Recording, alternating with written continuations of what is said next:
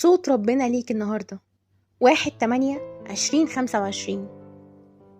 تعالوا إلي يا جميع المتعبين والثقيل الأحمال وأنا أريحكم. ما تحاولش تشيل لوحدك، هو فاهم وجعك حتى لو مش عارف تحكي. يسوع حاسس بيك، والآية بتقول لكن أحزاننا حملها وأوجعنا تحملها. هو مر بالخيانة والفقد والوحدة، مش بس عارف لكنه عايز يعزيك ويشفيك.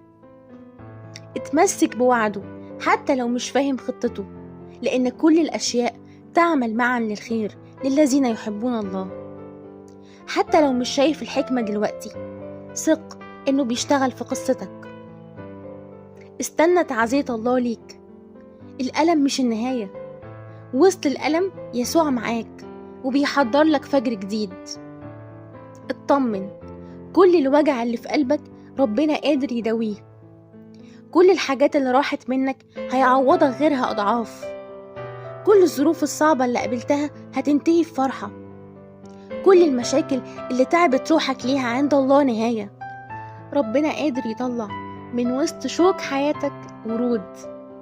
إلهك مش صغير ومش قليل، إلهك عظيم كبير، عنده لكل ألم معجزة.